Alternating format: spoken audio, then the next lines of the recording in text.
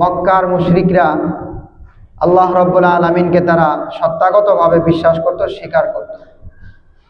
গুণগত দিক থেকে তারা আল্লাহকে সৃষ্টিকর্তা স্বীকার করত, আল্লাহ তাদের রিজিক দাতা এটা বিশ্বাস করত, আল্লাহ তাদের হায়াত দাতা, মওত দাতা এগুলোও তারা বিশ্বাস করত। এবং আসমান ও জমিনের মধ্যবর্তী যত কার্যকলাপ পরিচালিত হয় সকল বিষয়ের পরিচালক একমাত্র আল্লাহ, এই সব কিছুকে মক্কার মুশরিকরা স্বীকার করত। প্রশ্ন ছিল, মক্কার মুশরিকরা এত কিছু জানার পরেও আল্লাহ তাদেরকে কেন মুশরিক আখ্যায়িত করেছে? এর জবাব ছিল, মক্কার মুশরিকরা আল্লাহকে বিশ্বাস করত, কিন্তু আল্লাহকে মানার ক্ষেত্রে তাদের মাঝখানে এবং আল্লাহর মাঝখানে তারা মাধ্যম সাব্যস্ত করেছিল। যে বিষয়টিকে আমরা সূরা জুমারের ৩ নম্বর আয়াত থেকে আলোচনা করেছিলাম, যে পূর্বের জামানার বিভিন্ন ওলি আউলিয়া, পীর বুজুর্গ, নেককার সালেহীন যে মানুষগুলো অতিবাহিত হয়ে গিয়েছে, তাদের নামে তারা ৩৬০টা মূর্তি নির্মাণ করেছিল। তারা সরাসরি মূর্তির ইবাদত করত না।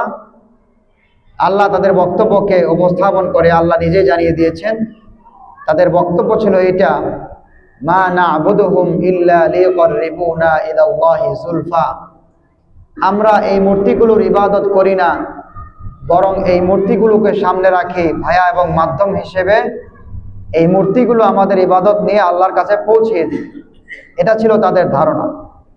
আমরা খোলাস আলোচনা করেছিলাম, এই ইতিহাস আর এই সিরাতকে যদি সামনে রেখে বর্তমান সমাজের অবস্থার সঙ্গে মিলাই, তাহলে আমরা দেখতে পাবো এক শ্রেণীর মূর্খ মানুষ যারা লাল সালুর ব্যবসায় নেমে গিয়েছে, মানুষকে ধোঁকা দিয়ে তাদের অর্থকে আত্মসাৎ করছে, এবং কিছু আবাল মানুষ ইসলাম এবং দিন সম্পর্কে কোনো রকমের ধ্যান ধারণা নাই, তারা সেখানে গিয়ে তাদের দরবারে উপস্থিত হচ্ছে এবং কি অমুসলিমরা পর্যন্ত তাদের কাছে গিয়ে ধর্ণা দিচ্ছে।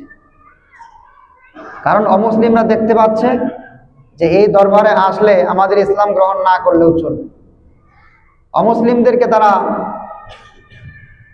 এই কথা বোঝাচ্ছে যে আল্লাহকে পাইতে গেলে একজন মুর্শিদ হলেই যথেষ্ট, আর তারা ভাবছে যে এখানে যদি আসা যায়, আল্লাহকে পাওয়া যায়, তাহলে তো ধর্ম আমার জায়গায় থেকেও আল্লাহকে পেতে পারি।